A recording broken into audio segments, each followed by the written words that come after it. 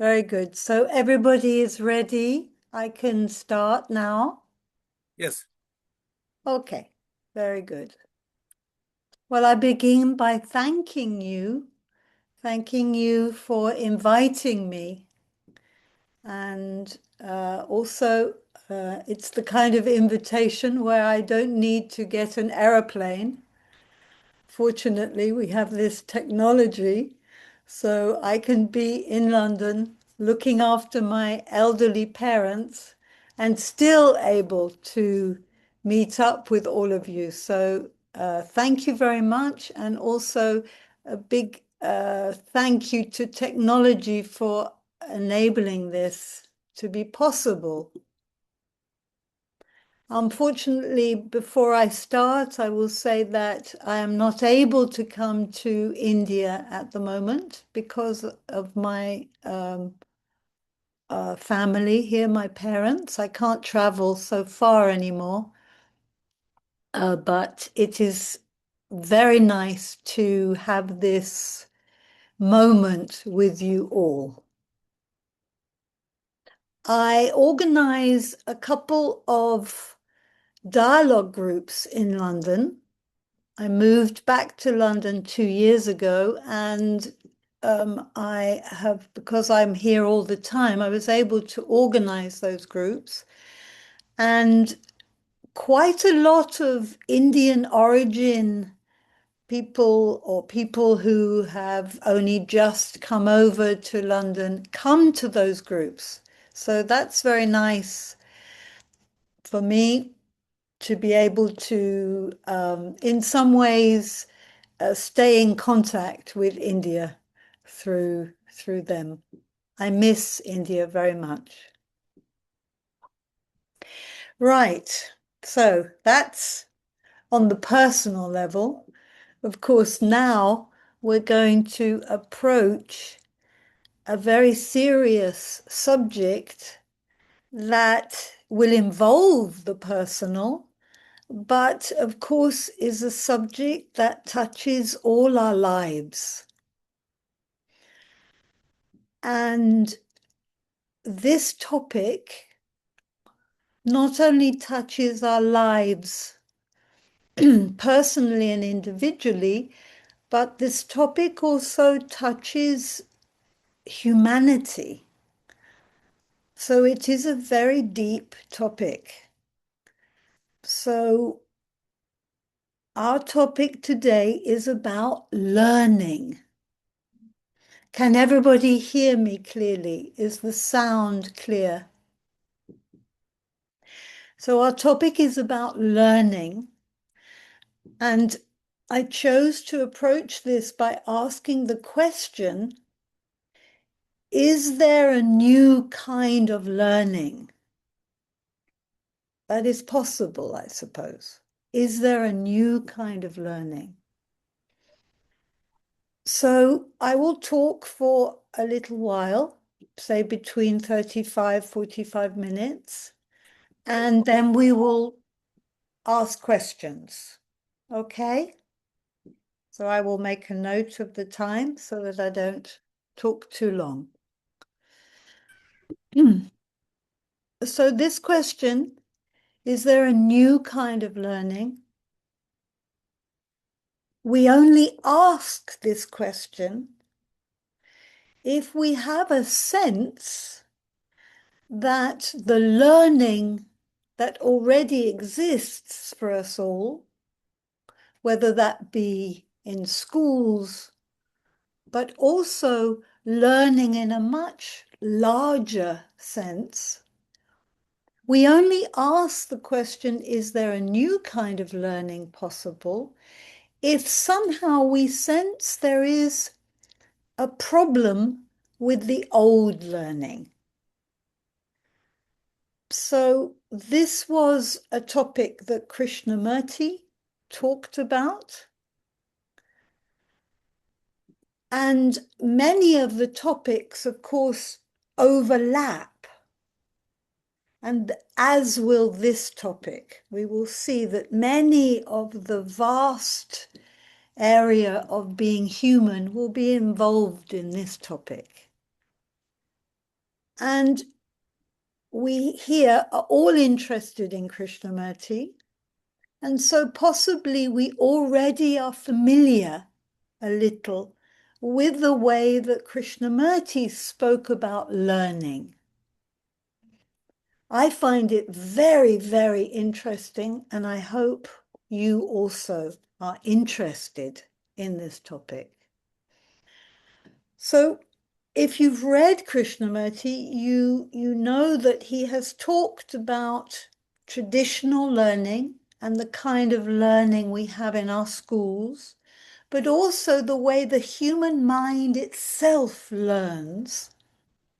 He talks about this as being a learning that is based in knowledge. Okay, so this is something that we know that he has said this. This is a knowledge-based learning. So I will be looking into that. What does that opening up the topic about the learning we already have, which is based in knowledge? What does that mean? What are the implications of that? And then look at if it's possible that there is another kind of learning. If the first learning is limited in some way or there's a problem in some way, then obviously we would need to look for something new. It's obvious. But first, we can't chase after a new kind of learning unless we understand learning as it is in our minds.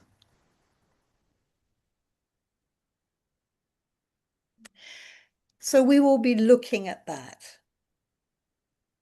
laying it out on the table, as it were, so that we can see as clearly as possible what this traditional or old or knowledge-based learning is. I hope that is okay for all of you.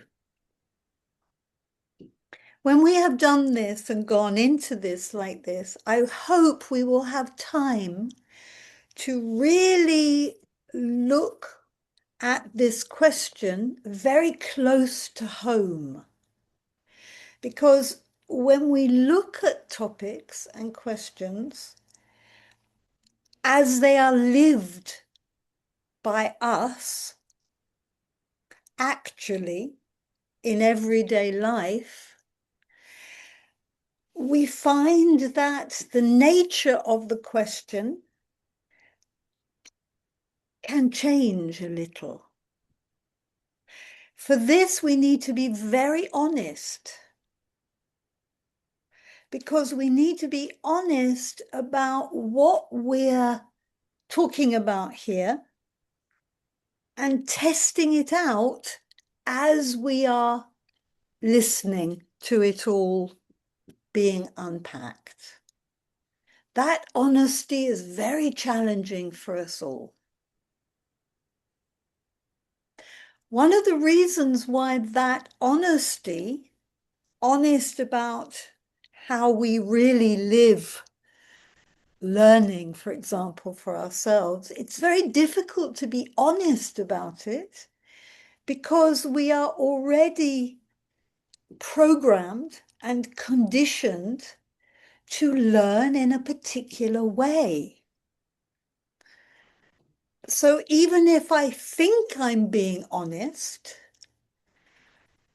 I am not quite seeing clearly because I think I'm seeing something a particular way. Tricky. So the honesty is about acknowledging exactly what the mind is doing, what is happening in the mind. As Kamlesh was saying before all of you came, we can read Krishnamurti, we can understand Krishnamurti, but if we don't check, he used the word check, which I thought was a good word, if we don't check what Krishnamurti is saying against how we live these topics, we will always be in a very abstract intellectual field. So this checking is we have to ask each other to listen in a very honest way.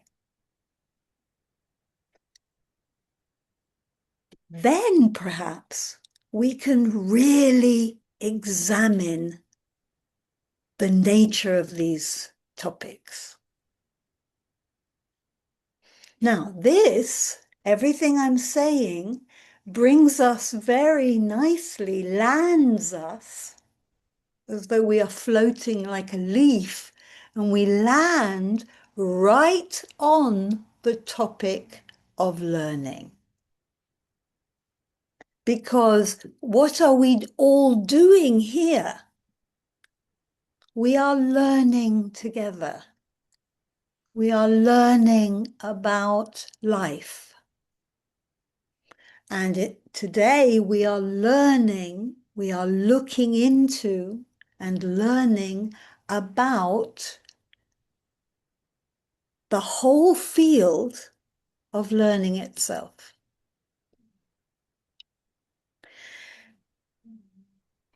Now, many would say, well, maybe I'll learn a little bit today, but I already know a lot. And we would be forgiven for having thoughts like that in our mind, because our whole education system tends to expect us to know at least a certain amount. And if we're very good at school or in education, then we might know an awful lot. So we have been trained, schooled, as it were, to know. And from that knowing, that knowledge, we look into questions. We look at life.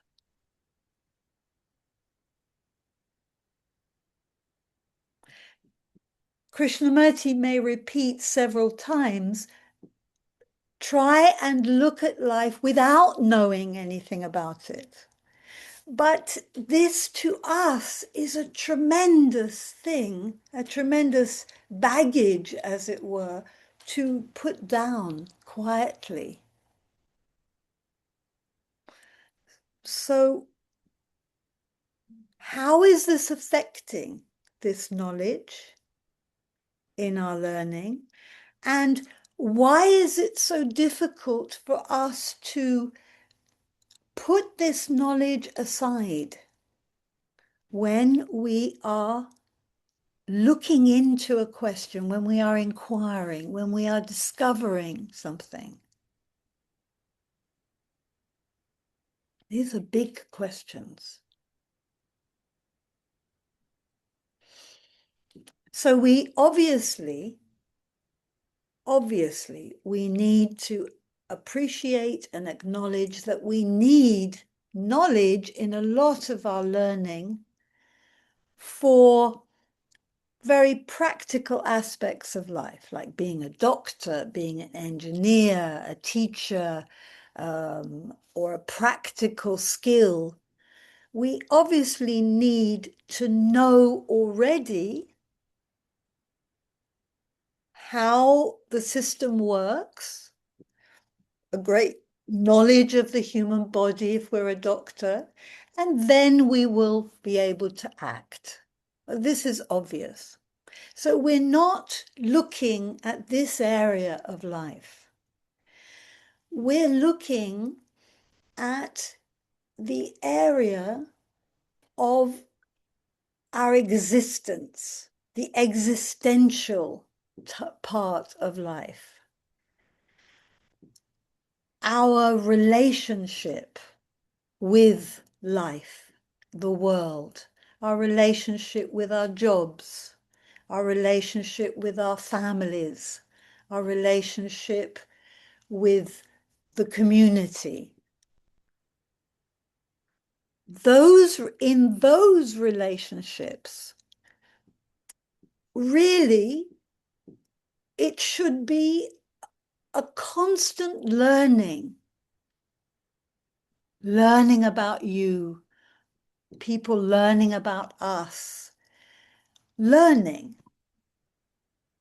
But often there is very little learning when we are in relationship. Why? Well, because, as I'm sure you have already seen, we have already formed ideas about everything around us. We have already formed ideas about the people around us. So in relationship, the way we are relating is being informed by what we know already about the person or the thing we are doing. So this really means that the knowledge we have of life and the knowledge we have built up, because it's important to say that knowledge is very accumulated, as Krishnamurti says, it's very built into us and it's added to all the time. So this process of building and adding is also involved in relationship, because we build that knowledge either from formal learning or from experience, don't we? So in relationship with another person, for example, everything I know about that other person is gradually built up over time. So the relationship becomes heavier and heavier with knowledge. Now, we all accept this because this is the way the human being defines knowledge, defines learning itself. Learning and knowledge are almost the same thing for the human being. It's a direct association. So the implications of this weighty knowledge is that walls are being built in relationship. If I know already who you are, how can I really listen to who you are and what you are? So it builds a wall. This kind of learning and building of knowledge about the world and others creates walls, creates masks also, because I don't only have knowledge built up about you, I also have knowledge built up about myself. And that also has been accumulated over the years.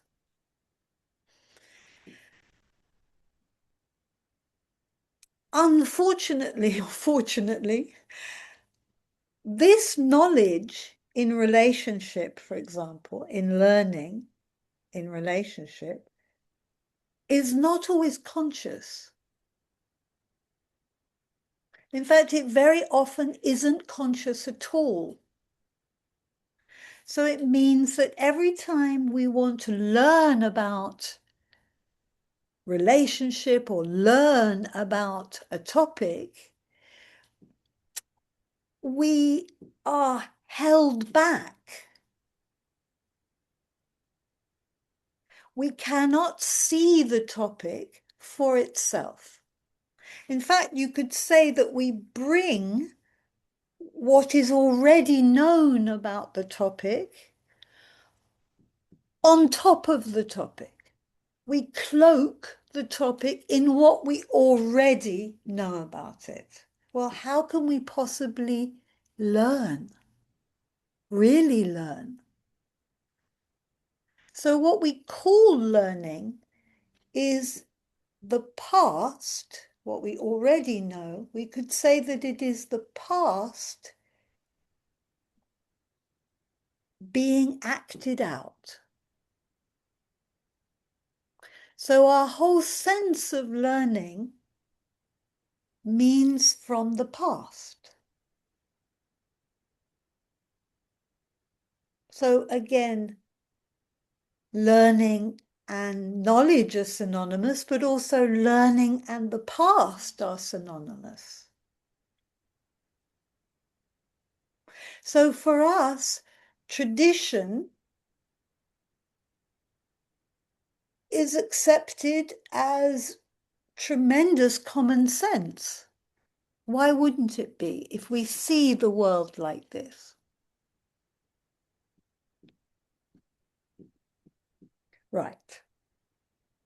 So that is pretty clear. What we call learning is the past, and our actions that need learning are the actions of the past. Our relationship that needs learning and care is really a relationship from the past. The way we do our jobs, it's going to be often from the past. Okay, we might need to change a few things, modify a few things, but basically it's just the past.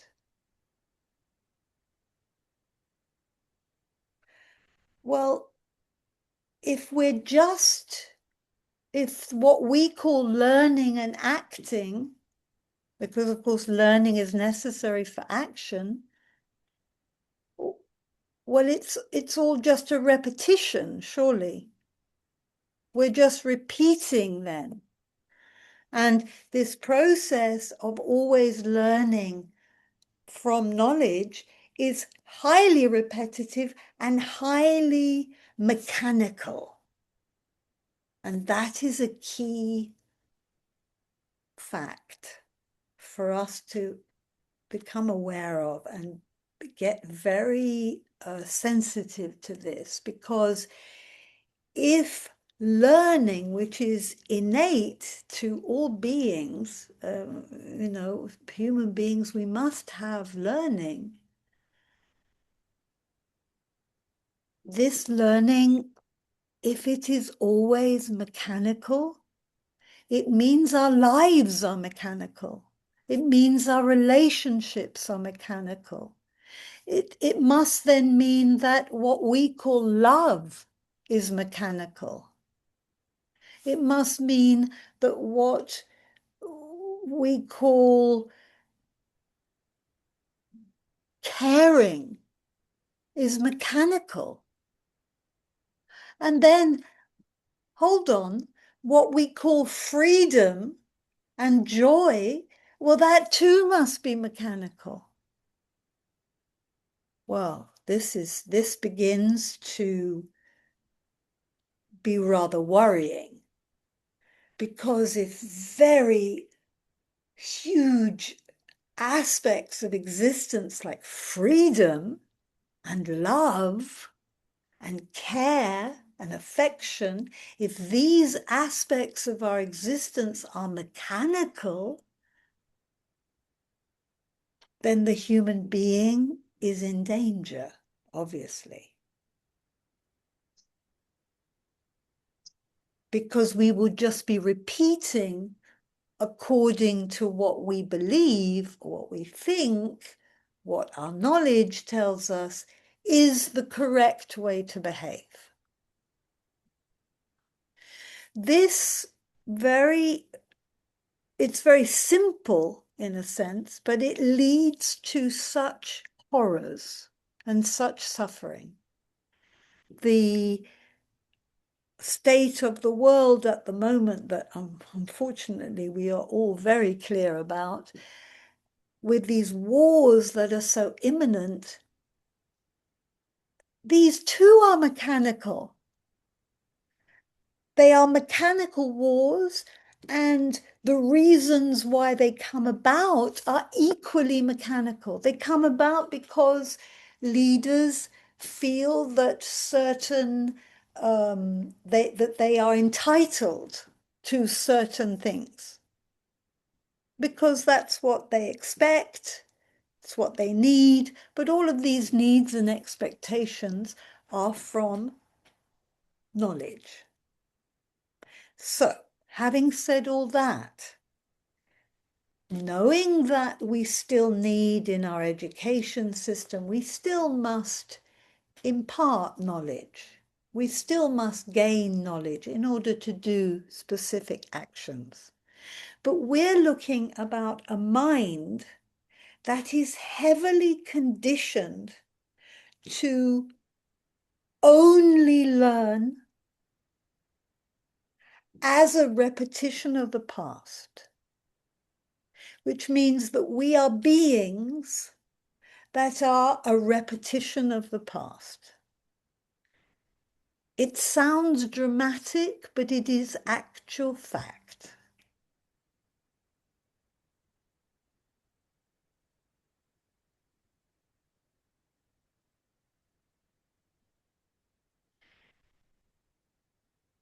So even as we here are together, are we learning in a new way? Or are we also listening to each other, listening to the person speaking, for example, who is also listening to what is being said? Are we listening, saying to ourselves, well, yes, yes, a lot of that is true, but I also have ideas about this. Okay, which is considered completely normal, a normal way of being together and listening to somebody speaking. But actually, if I'm doing that, if you're speaking and I'm doing that, if I already have ideas, I'm not really listening. Because what you are saying to me, it might be pointing to something that I've never seen before. It might be something very small, might be something a little bigger, but just that. Even if I know the topic, the way you are talking to me about it, I may discover something new. Even if Krishnamurti, I would say especially if Krishnamurti, actually, if Krishnamurti is talking to us about topics that he has spoken about for years and years, he spoke, as we all know, for over 60 years. He has talked about these topics before. But if I am listening to Krishnaji and there is some part of my mind saying, oh, I know what he's talking about. Yes, I have ideas about this. It means that the listening ear is not open. And how can my ear be open if I already know things about the topic? You see how challenging this is for us. Because knowledge is so part of being human, to need to know. Well, if I don't know, how can I act? How can I exist? Well, maybe this needs some experimenting. When we walk in nature, there are some people who know all about nature, don't they? They point out all the trees, all the different names, all the different flowers, which in itself is very interesting, actually, if one is interested in finding out the knowledge of plants and nature. But if one is there for relationship, in relationship with nature, which is us also,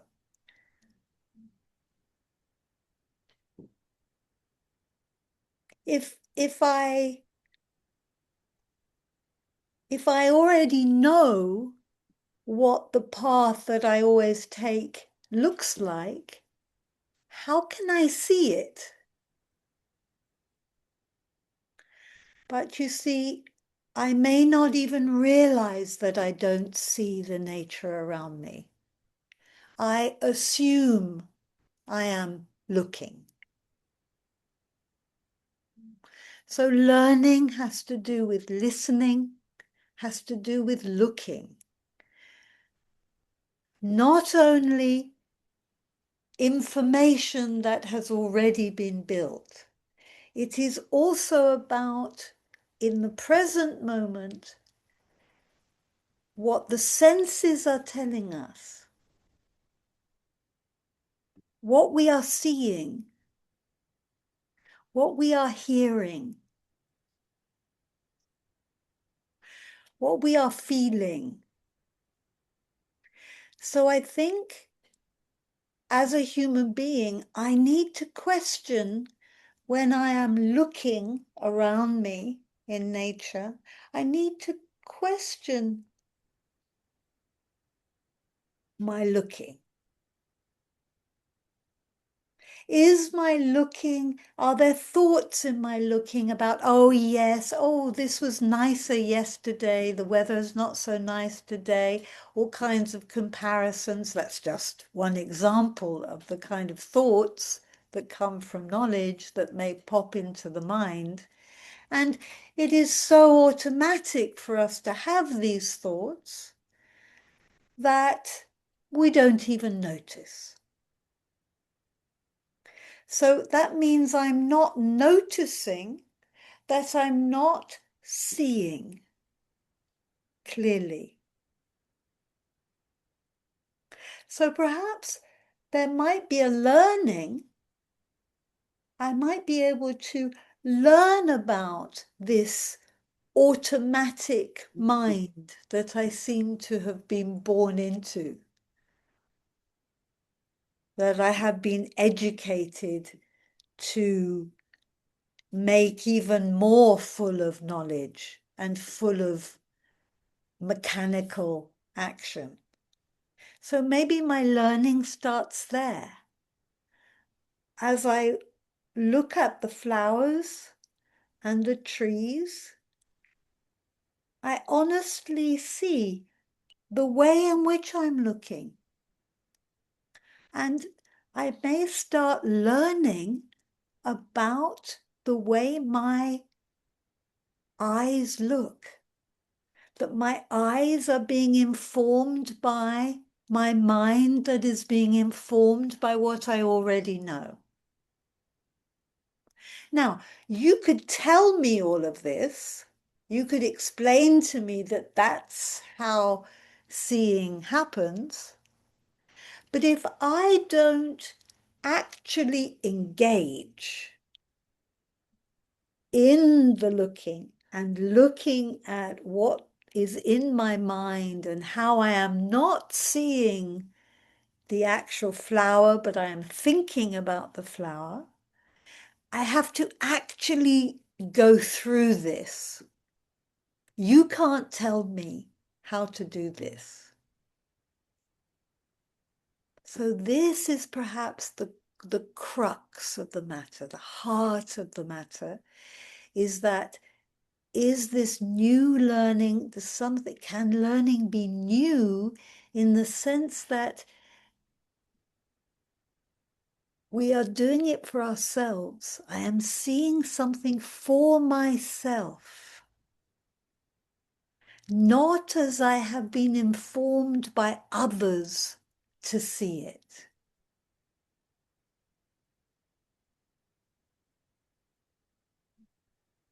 It takes a lot of energy because to do this, to really look for oneself, because we are so used to being told what to do that it has become unconscious to us. Oh, this is the way it's done. This is the way my family does it. This is the way that all the young people or the people of my age group do it, or the elderly people around. This is the way, there is tremendous imitation going on between human beings. And we call this being sensible, knowing how to act, acting from knowing the right things to do. But I think we need to question this. Just because everybody does it doesn't mean to say that it is correct.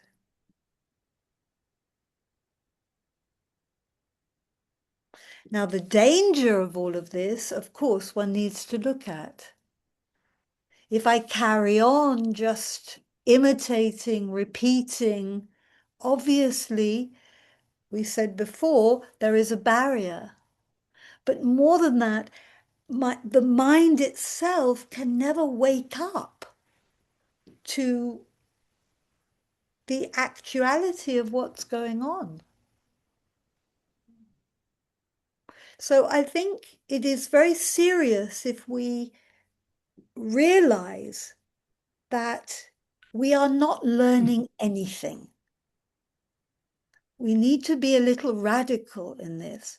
There is a certain limited learning, yes, but true learning, which is what we need to be able to cope with the difficulties of life, with the conflicts in relationship that can pop up out of nowhere. If we are only meeting these serious aspects of life with the past, well, then we will only be repeating the past mistakes. So the first step is probably to ask ourselves questions, which is, am I really learning about my own mind when I am looking, when I'm doing the simple things, like looking at nature, listening, but also when I'm with other human beings, which is much more difficult because they are also involved in their non-looking and their knowledge. So I need to ask myself, can I learn what is really going on when I am looking, learning, feeling? What thoughts are there? Is there knowledge there? And just look at that. You may ask, why don't we do this naturally? I think that is a big question. Why don't we naturally learn about ourselves? Learn about our self-image, all these ideas I have about myself. Why aren't I more conscious of all these ideas about myself? No, I'm often not conscious. I act from those ideas about myself. If I think I am inferior to you, then I will act accordingly. If I believe I know something that you don't know, then it'll distort my relationship to you. These are just facts. So why is it I'm not interested in learning? Oh, no, I am interested in learning because I know all about this. I know that I do this and I know about self. I know it's an accumulation of many memories. I know about all of this. Yes, but that's the same problem, isn't it? Again, everything about the depths of the teaching and other teachings, we are reducing it to a knowledge, we're reducing it to the past, something that is cut off from the present. So why do we do this? Because everybody does it, and because it has become a tremendous habit. So we need to give energy to break a habit.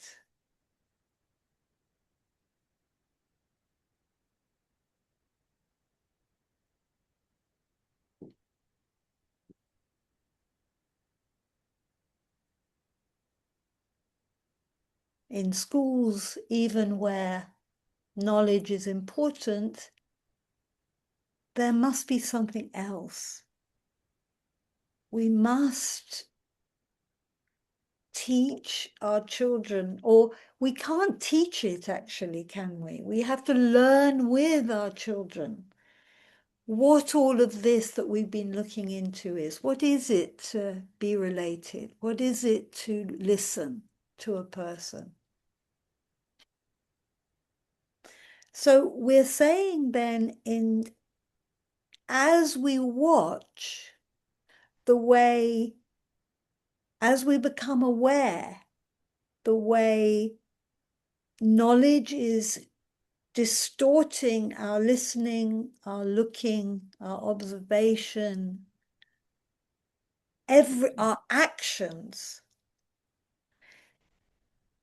as we begin to look at that as directly as we can, as we're looking, we're learning. Because in that case, the looking, if I don't already know,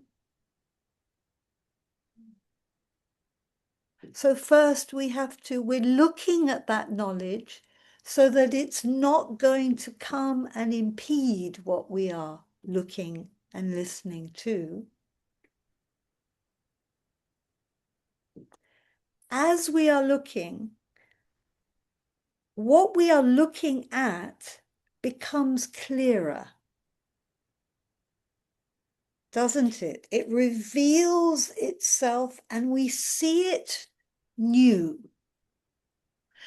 But if we look at everything like we always do, with I already know about it, even if that is conscious or unconscious, if I already know about it, how can we be looking? How can we be seeing anything?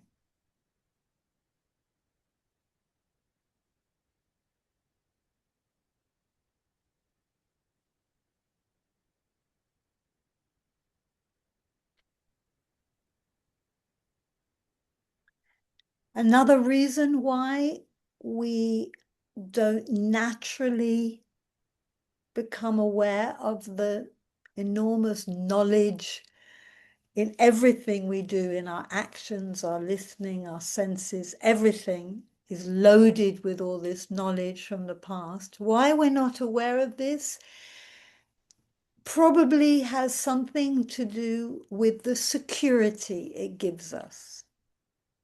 It's a habit, we said, but it also makes us feel safe.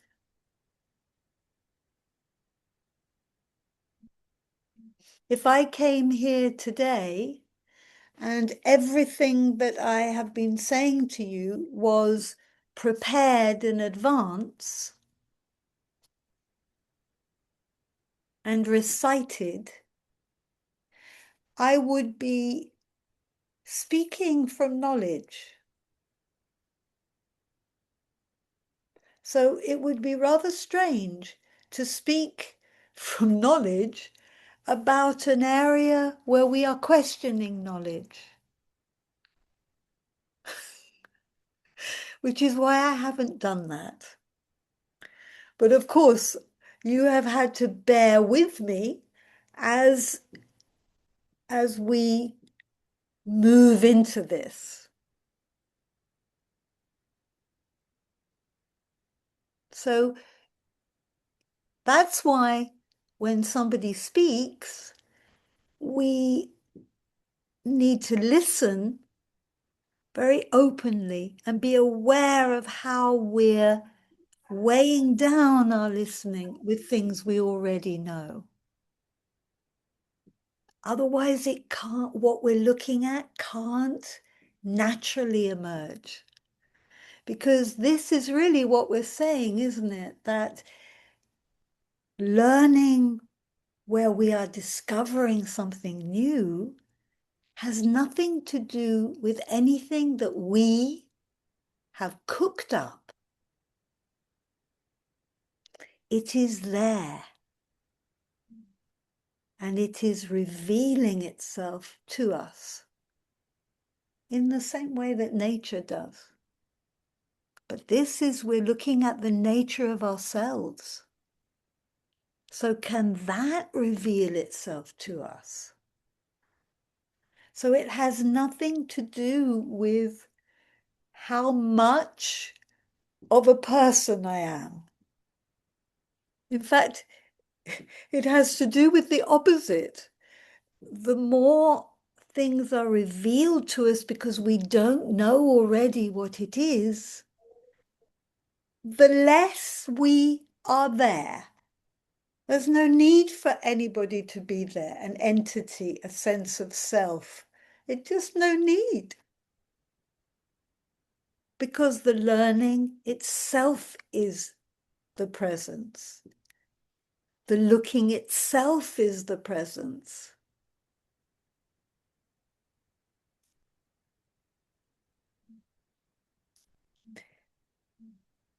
This involves taking a risk. I don't know if that's the right way to put it. Is it a risk? It involves a certain amount of openness and vulnerability. Because the things, this is the last thing I'm going to say, the things that we discover about ourselves are not always pretty. That's what the British say. I don't know if you say that in India. It's not always pretty. It's often full of what we wish we were not. But if it is the fact of ourselves, the learning of that fact is we are exposed then. Our action is then very different.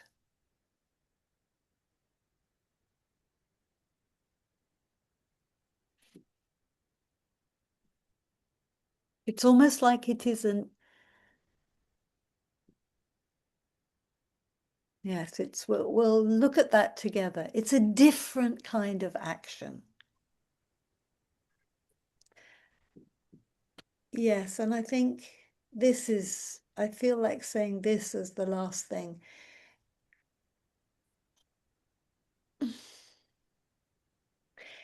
Over the years that I have been interested in Krishnamurti,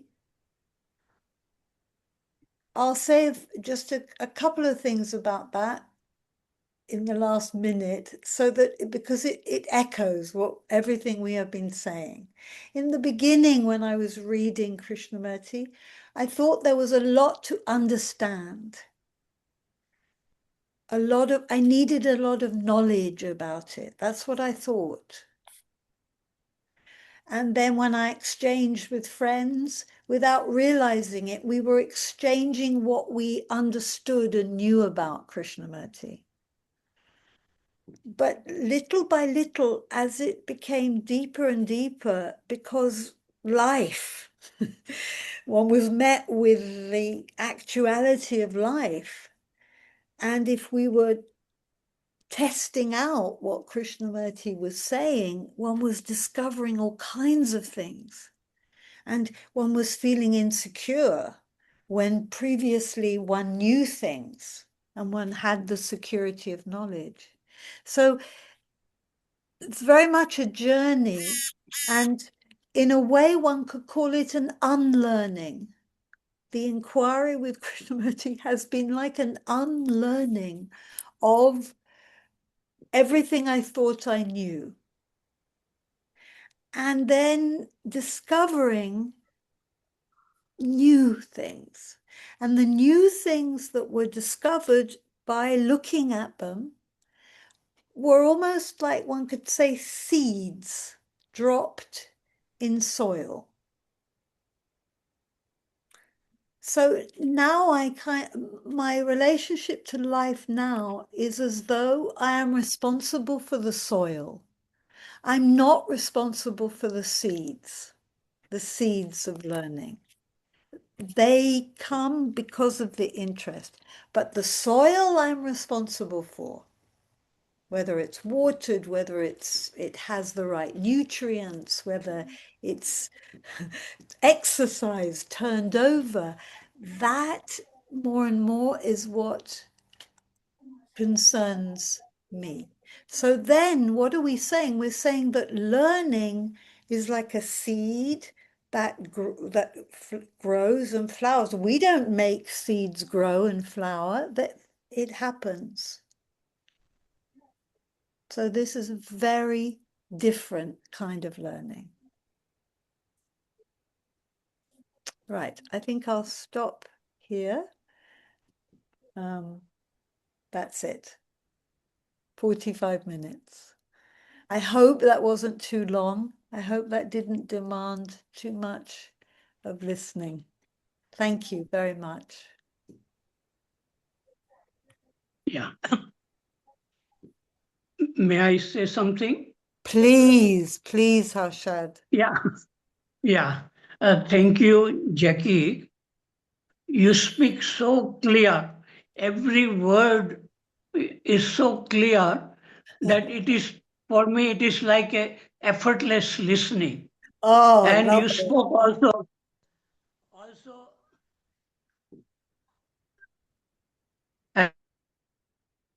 you are very, very clear in very systematic way and very spontaneous way you spoke.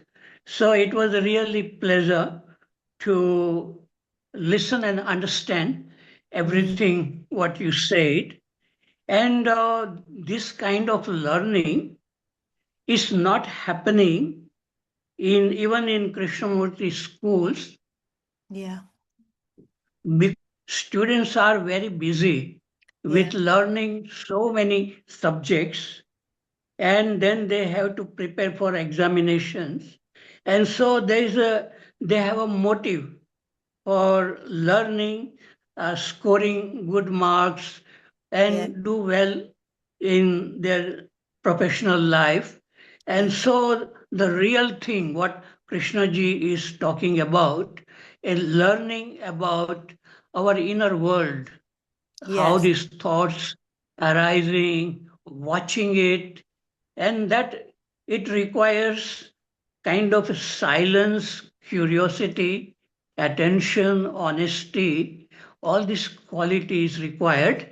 And I learned from Krishnamurti when I was in USA and has just started my PhD. And the first book, when I begin to read The Flight of the Eagle, and Krishnaji was also very, very, very simply and very clearly was showing what is happening in the world, in the life of human beings, the lot of suffering and corruption and all that. And then he was coming to the inner world, and he was saying that from where do these problems arise, the suffering? And he was saying that this suffering is arising from thinking. And from this thinking comes the sense of I or me, and then we say, I like it, I don't like it. And so a conflict starts.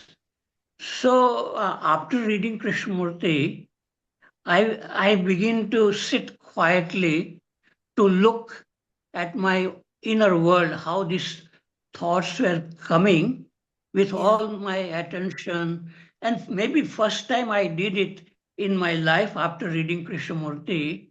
And when the mind really stopped while looking, there was a different state, what we call awareness, motiveless, choiceless awareness. And that was so beautiful when there is no sense of I or me, and just observing whether it is a thought or a tree or a human being. And everything really began to change in my life. And I could see how beautiful our campus was for the first time. Because before reading Krishnamurti, mind used to things, too many things about the past, about the future, and the mind, one thought after the other thought going on. And so we really don't see clearly the beauty of the tree or the lake or the bird flying, the clouds, snow. Everything is so beautiful. But if our mind is chattering, that becomes a big burden and we don't enjoy. And we can do very well in our profession, we can earn a lot of money, but the real beauty of living and love and all that what Krishna is talking about, freedom from the known, means looking without knowledge, as you said. And that is what Krishnaji was pointing out, and you pointed out very beautifully. So there is a different way of learning, and that is the learning about our inner world. And every problem we face in our daily challenge, what is behind this? If I got angry, why did I get this? Then there is learning happens. Yes. So looking at the inner world as it is with honesty. This is what I learned from Krishna ji, and it seemed like a new life came. And even then, when I was listening to Krishna ji in Ojai, California in 1977, then in 78, after listening to Krishna ji, I used to feel tired because there is maybe some unconscious motive to understand was there. But in 1979, for the first time, I listened to Krishna ji effortlessly. And it was so beautiful that I could listen to the sounds coming from far, and there was no tiredness at all. So to listen, to look, to learn, one needs what Krishna ji is talking about.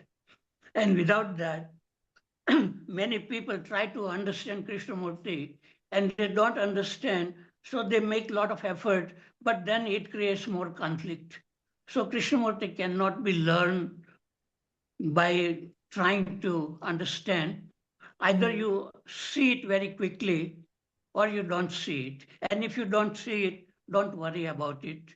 But learn about your inner world, not trying to understand Krishnamurti, but learning about our inner world. And then we can naturally understand Krishnamurti, everything what he says without any effort. Okay, I have said enough thing, right? Thank Yes, you. that's true. Yeah.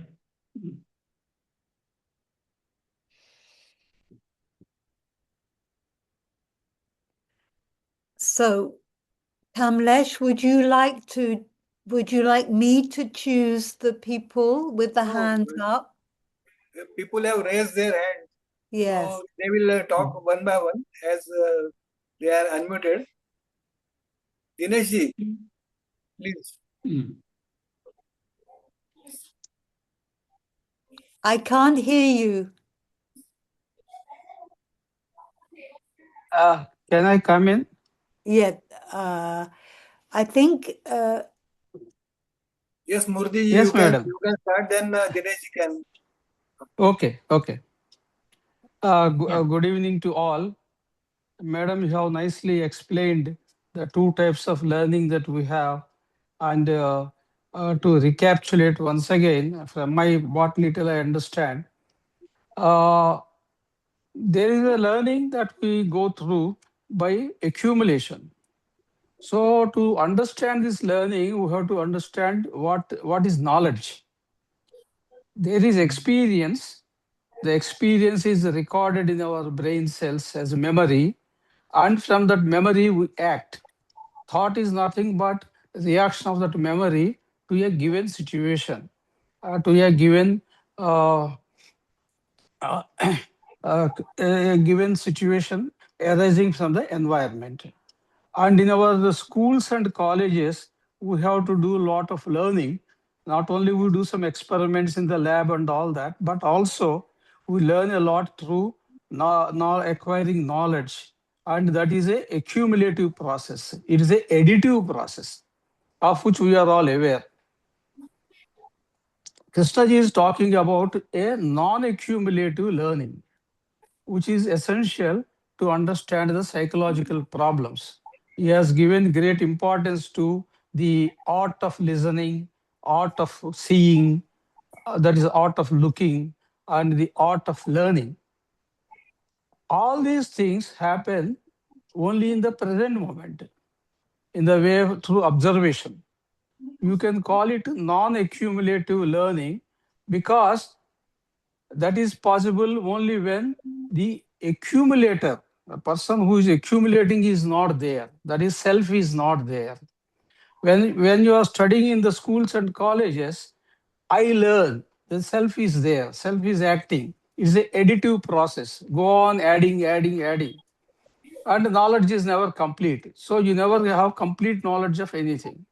Whereas the learning, the other type of learning that we are talking about can happen only in a state of attention, only when there is a summation of energy, because attention is again summation of energy, and in that state, the self is not operating.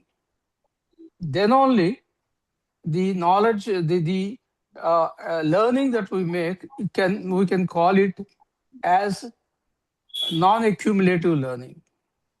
And this non-accumulative learning is very essential to understand psychological problems. You have already explained all these things, and others are waiting for this. So I stop with this. Thank you very much for your nice talk today.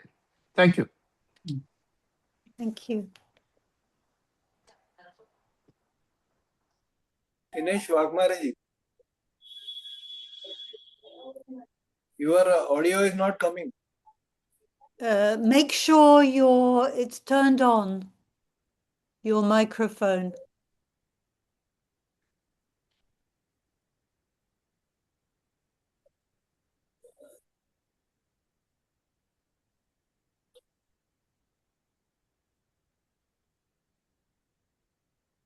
No, it's Your not. audio is not coming.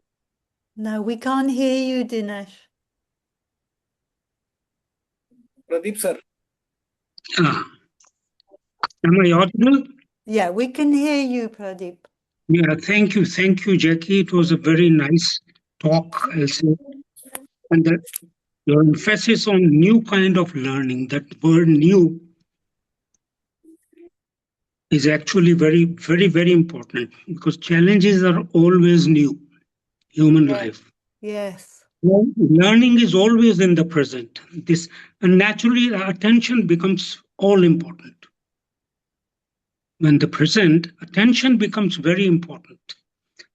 So, what new I have learned in the 45 minutes, new I have learned, seeing and listening to you like a fresh breeze it was. I have 2, 3 expressions that interested me most. Relationship becomes heavier and heavier with knowledge. This was so beautifully mentioned by you. For the first time, I've heard it this way: how knowledge, how relationship becomes heavier and heavier. Another thing I learned is freedom also is mechanical. The way we think we are free is mechanical. Wonderful expression. Then you said that sense of entitlement leads to war. This all of us can see. Beautifully mentioned. So these are the new things that I learned in these 45 minutes, apart from other things, features, this thing, that thing, how you speak, how you control your pronunciation. Everything was new. Knowledge is important, of course, in mechanical sense, wherever we lead a mechanical life or repetitive life, this knowledge is definitely important. And then another thing is we can never learn if we have fear of any sort in us.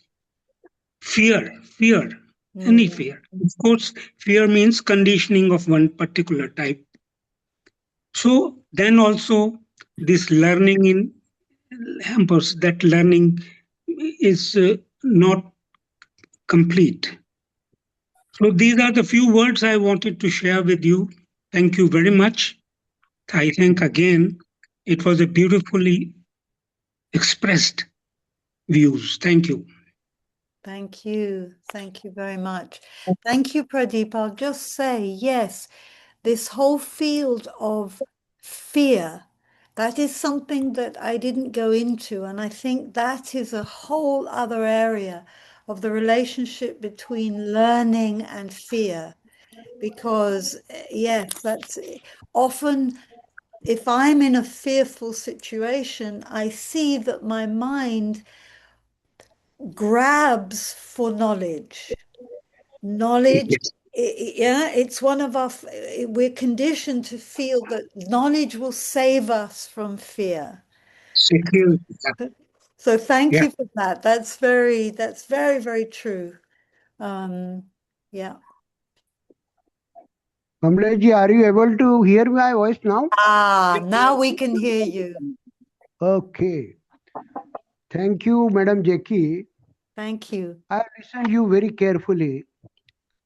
And you didn't mention fear, but you have mentioned insecurity. Yes. So fear arises from insecurity only. Okay. Yes. Now, my question is, or just for the sake of discussion, first I was having baggage of tradition. Now I am having baggage of Krishnamurti. Now, please listen. Please listen. Yes. Now, this all learning, can any learning go to the basics? Can any learning be without reference? Whether it is the past or anything. Number one, your senses are also picking up with some reference only. If you are colorblind, you cannot see the color. So there is always a reference. And as you said rightly, learning can never be conscious. If it is conscious, then it will be a superficial learning, understanding, say. And actually, the subconscious works, as you said. But I think when the question of action comes, it goes even beyond. Because your body intelligence or your say mind intelligence or some intelligence has to come into picture to say what is the truth in it. Unless you see the truth in the present and you pick it up, you cannot learn anything. That's what my views are. And if that too, if you pick up, then also you have to have energy. Then only some changes or modification or ultimately transformation can take place. This is what my experience is. What is your experience.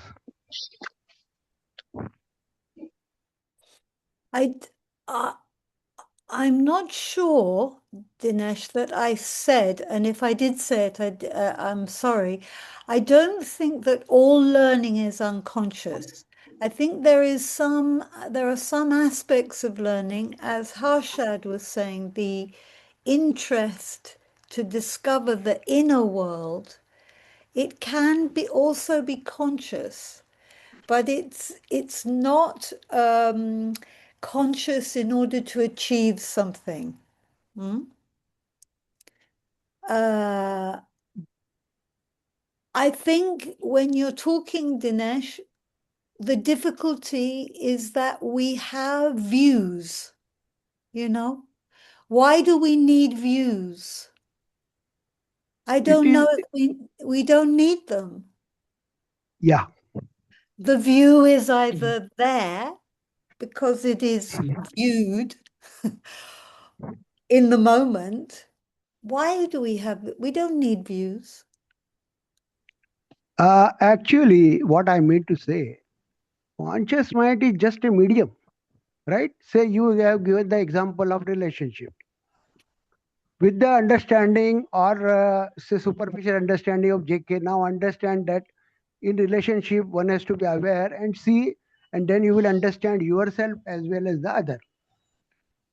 As far as Harshad Parekh sir is concerned, for inner world, whatever he said, I accept, because there you have to drop everything. Your baggage, Krishnamurti, everything, and you have to see what is happening without any this thing. Choicelessly, you have to see. But when it comes to the outer world in relationship, how can you choicelessly see? Okay, you can see choicelessly, but there has to be have some reference. Then only you can. Suppose I know that first of all, in outer world, relationship always give and take, or some understand to understand others or something. Some exchange has to be there, and can any exchange be take place without any reference? That is my question. Number two, when I talk to you, say for example, I know we are having a similar interests, so that I can do the dialogue with you. So when you come out in the outer world, consciously if you say, then you are manipulating. Subconsciously if you say, then you are having motives, and you are having hidden agendas and all that. Actually, what you say, affection, love, etc., they cannot be cultivated. JK also said that, and don't listen to JK or me. But my views are that cannot be cultivated. That has to have from some other dimension. Say there are so many words, like you and I have got very good chemistry, or you and I have got very good this understanding. I like you, you like me, etc. For that there has to be some reference, and that has to come from the other dimension only. What do you have to say? Okay, so what you're bringing up is interesting because there is this notion that the inner world is somehow separate from the outer world. I think that when we are in relationship, when we are living, we are always living from the inner world. So these motives and all of these things you are mentioning, that is the inner world. That is what needs to be discovered. Because normally we do this very unconsciously. We are in relationship with our friends and our loved ones. So, and you say give and take. Give and take is a very superficial notion that may make things work between people. It may make things functional, but is functional enough in life? We're not machines functioning. There's so much more to life than that. So I think it's this inner world stretches to our whole lives. It's being conscious of that. I think we should let some others say, Aman. Okay, after at the last, you also explain what are your experience about the action, how action will come out. Okay. Dr. Amarnath. Thank you, Jackie. There was a very good understanding from you. So one query was already cleared, which I wanted to ask by Dinesh ji. That was this. So this accumulation is not only in the conscious mind, also subconscious and unconscious mind. But Yeah. as you are explaining how you have started reading Krishnamurti ji and how it turned up. So this was very interesting. And even I learned that Krishnamurti was more interested in learning rather than teaching. Always he said, we go together. And again, most of the times he used to say that like it is an infinite journey, which you are saying. So like moment to moment. Here, one question and little I need more understanding is this accumulated self-center, which we call me or I. So it takes some time and it needs a lot of what we call the observation or the intimacy with our own self. So now, as you said, most of the times mechanical and dull because of we are unaware of our this quality, what you are telling. So this consciously I'm able to catch this, but subconscious and unconscious are intervening time to time. They are hidden. So can you focus few lines on this? The unconscious and the subconscious, which comes Yeah. in the dreams and suddenly they come. Yes. I wonder whether the conscious mind, the unconscious, and then the subconscious, we have a tendency to see them as separate units. Whereas it might be that the unconscious are the things that we never look at. Exactly. All right. So Yeah. it is operating unconsciously, yes, but it's doing that because I am not interested in it. I am allowing them, well, I am not allowing it, but the lack of attention is enabling. Yeah, we could say it like that. The lack of attention may be enabling the hidden, the hidden for it to be hidden. The Yeah. lack You of want to say attention the field of awareness will maintains. increase. Sorry. Field of awareness will you are want to say field of awareness will increase as you go on doing It this. increases naturally with the interest to look, and seeing increases. But it's also the other part is important, which we've found difficult to express. I'll try again. It's the lack of attention maintains the subconscious and the unconscious. It's kind of logical, but it's to put it like that is, you see?